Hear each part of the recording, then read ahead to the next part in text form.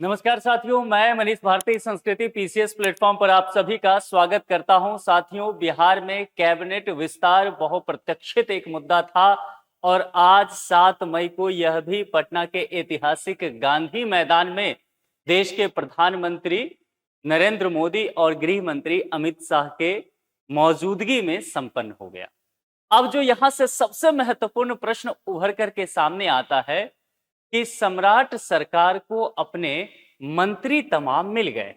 अभी पिछले कुछ दिनों से ये मंत्री विहीन चल रहे थे, यानी कि एक मुख्यमंत्री बने थे जो ये खुद थे और इनके 2 डिप्टी थे जो जदयू से आए थे।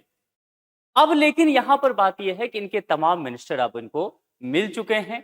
अब विभागों का बंटवारा तुरंत किया जाएगा, संभव है आज शाम या कल तक कर दिया जाए। और अब यहां से बातें की जा रही है कि बीजेपी बिहार में पूरी तरह से पावर गेम की स्थिति में है और यहां से एक संदेश देने की कोशिश यह भी किया गया है। पटना के ऐतिहासिक गांधी मैदान में आज ये जो शपथ समारोह हुआ है कि एनडीए मजबूत है और 2029 का चुनाव ऐसा लग रहा है कि अभी से एनडीए टारगेट करके चल रही है। क्योंकि देखिए, जब मुख्यमंत्री का शपथ ग्रहण समारोह हुआ, साथ में 2 डिप्टी शपथ लेते हैं, बेहद आप कह सकते हैं सादगी के साथ राजभवन में यह काम हो जाता है। लेकिन जब मिनिस्टर आज शपथ ग्रहण लेते हैं तो भव्यता पूरे तौर पर देखने को मिली।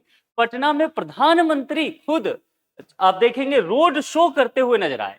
ये केवल मिनिस्टर का होना था शपथ ग्रहण, समझ सकते हैं, मुख्यमंत्री आज शपथ नहीं लिए हैं, फिर भी इतनी भव्यता देखने को मिली है। बातें यही की जा रही है कि बीजेपी ने भविष्य की तैयारी और एनडीए ने पूरी भविष्य की तैयारी शुरू कर दी है। इसका आगामी जो विधानसभा चुनाव 2027 में उत्तर प्रदेश में होने वाला है और 29 में लोकसभा चुनाव, उसको नजर रख करके काम शुरू कर दिया गया है। तो तमाम तरह के खबर आपको बनते हुए दिखेंगे। एक जो चेहरा रहे, निशांत कुमार, बिहार के पूर्व मुख्यमंत्री, लंबे समय तक तकरीबन 20 साल तक मुख्यमंत्री रहे।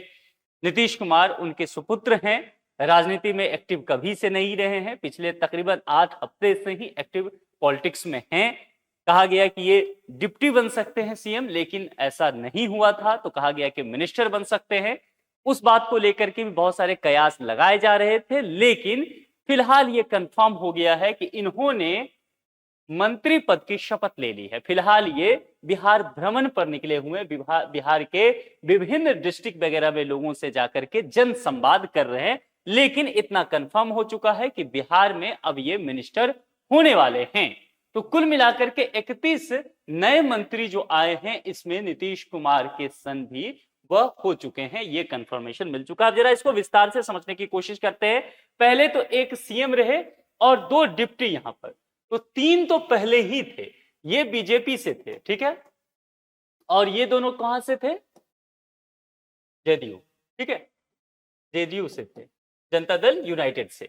तो एक तो आप जानते हैं विजय चौधरी, नीतीश कुमार के राइट हैंड माने जाते रहे, और दूसरे विजेंद्र प्रसाद, ये भी पहले फाइनेंस मिनिस्टर रहे थे बिहार के, नीतीश कुमार के सबसे पुराने सहयोगी में से एक। यहां तक कि इन्होंने कहा कि राजनीति से हम संन्यास ले लेंगे इस बार, है ना, लेकिन नीतीश कुमार जबरदस्ती इनको टिकट अपने पार्टी से दिए, चुनाव लड़वाया, लंबे समय तक ये विधायक रहे, इस बार भी जीते। उसके बाद इस बार डिप्टी भी उन्होंने इनको जिद करके बना दिया, लेकिन इनकी इच्छा रही कि राजनीति को ये छोड़ दे, लेकिन फिर भी ऐसा नीतीश कुमार ने नहीं करने दिया। तो ये 2 डिप्टी जो है जेडीयू से और ये बीजेपी से, ये 3 पहले ही शपथ ले चुके थे।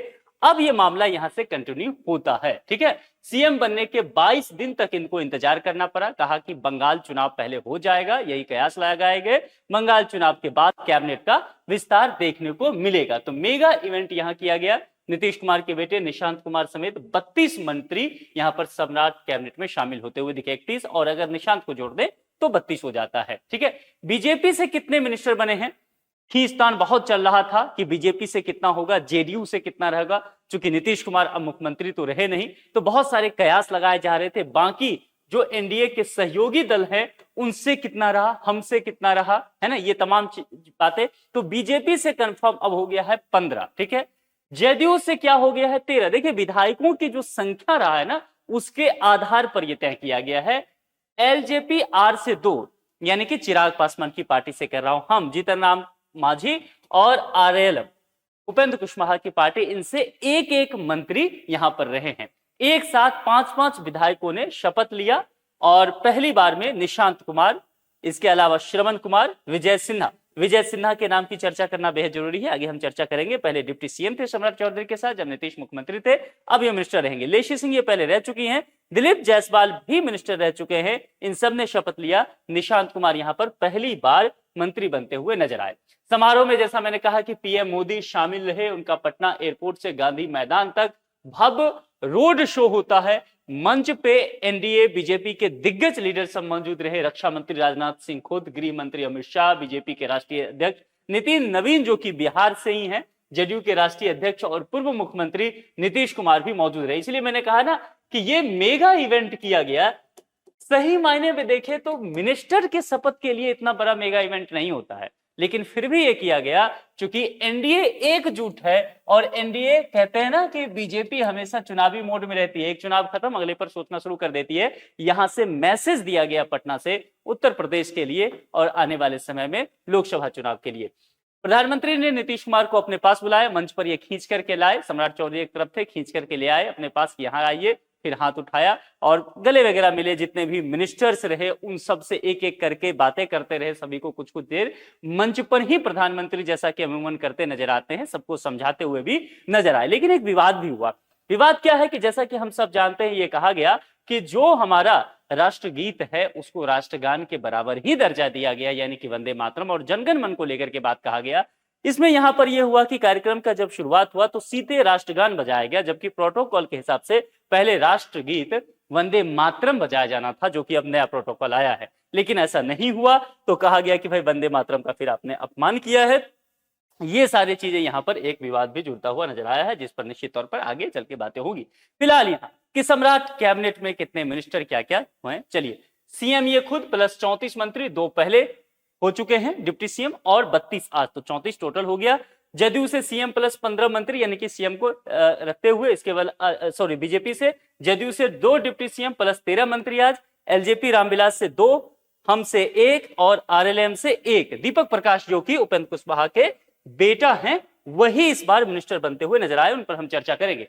बीजेपी कोटे से मंत्री की बात करेंगे, नए चेहरे को मौका दिया गया है और 15 जो बीजेपी कोटा से मंत्री बने हैं उसमें से 5 देखेंगे तो नया चेहरा आ गया है। 10 ही रिपीट हुआ है पुराने कैबिनेट से, जिसमें केदार गुप्ता, मिथिलेश तिवारी, रामचंद्र प्रसाद, शैलेंद्र कुमार और नंदकिशोर राम। तो राजनीति में सोशल इंजीनियरिंग की जो बात कहते हैं, बीजेपी ने पूरा ध्यान रखा है कि किन किन लोगों को दिया जाए और बिहार के विभिन्न जो क्षेत्र हैं, तमाम क्षेत्र से भी अलग अलग लोगों को चुन करके लाया गया है। तो ये 5 नए चेहरे यहां पर देखने को मिले। पुराने चेहरे में दिलीप जायसवाल, तमाम विवाद हुआ था विधानसभा चुनाव जब हुआ था इनके नाम को लेकर के, फिर भी पुराने कैबिनेट में भी जगह बचाने में ये कामयाब रहे थे, इस बार भी रहे थे।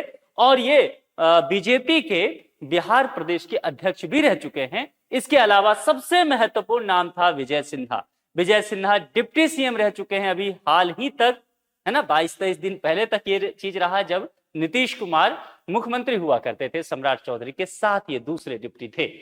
सम्राट चौधरी तो मुख्यमंत्री बन गए, ये डिप्टी ही रह गए। इनके बयान भी आया जिसमें इनका दर्द भी बड़ा छलका था, तो कहा गया कि इनको कुछ मिलेगा ये नहीं, चूंकि अधिकारी वगैरह राजस्व विभाग इनके पास रहा था। राजस्व विभाग रहते हुए जितने भी राजस्व अधिकारी थे आंदोलन पे, हड़ताल पे चले गए, अभी भी बहुत है उसमें। इनके खिलाफ काफी विद्रोह भी अधिकारियों ने किया। इसके बावजूद भी अपने करे तेवर के लिए ये जाने जाते हैं और कुल मिलाकर के इस बार ये मंत्री के तौर पर शपथ लेने में कामयाब रह गए हैं, अपना जगह इन्होंने बचा लिया है कैबिनेट में। तो एक गुड न्यूज इनके लिए है।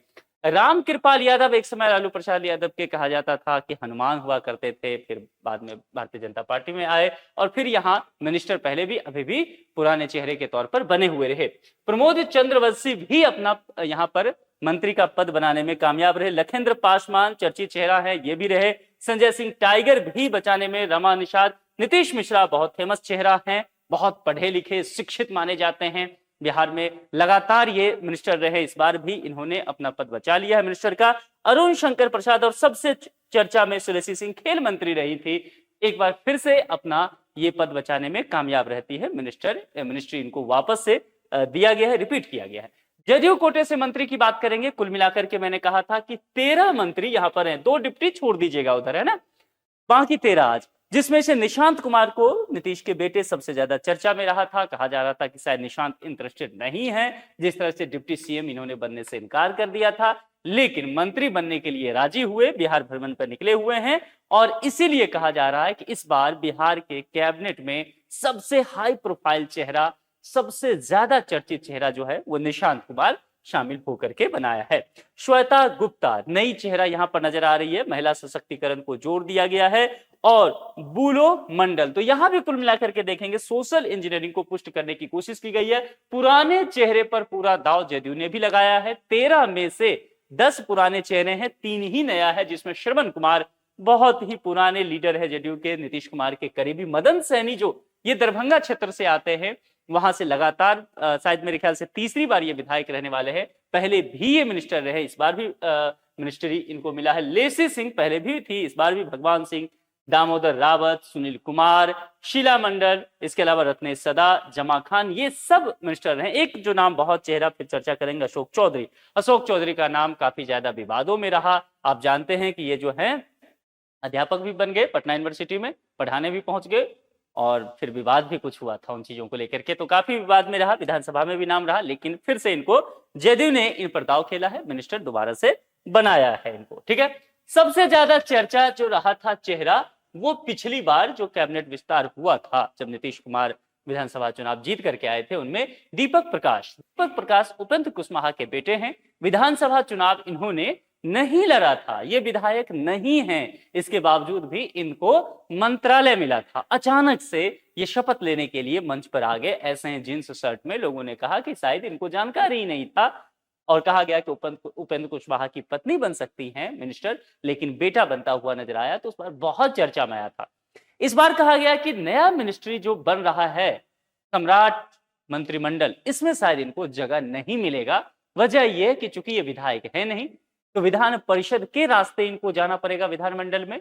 बिहार उन 6 राज्यों में शामिल है जहां पर विधान परिषद है। आप लोग कमेंट करके मुझे बताएंगे, आपका प्रीलिम्स आने वाला है बीपीएससी का, भारत के उन 6 राज्य कहां पर विधान परिषद है, फटाफट कमेंट करना शुरू कीजिए। एक तो मैंने ही बता दिया बिहार, 5 नाम आपको बताने हैं। ठीक है, तो यहां पर विधान परिषद को लेकर के कहा गया कि यहां से चुन करके जाएंगे और फिर मंत्री ये रह सकते हैं, लेकिन बीजेपी ने अपना एक चेहरा उतार दिया पिछले दिनों, तो अब कहा गया कि फिर क्या होगा। लेकिन एक सीट और बाकी है, तो वहां पर फिर से इनको मंत्री बना दिया गया है, और यह कहा गया है कि संभव है वही एक सीट इनको जाने वाली है, तो परिषद बन करके ये आएंगे और फिर कहीं ना कहीं ये मंत्री रह जाएंगे।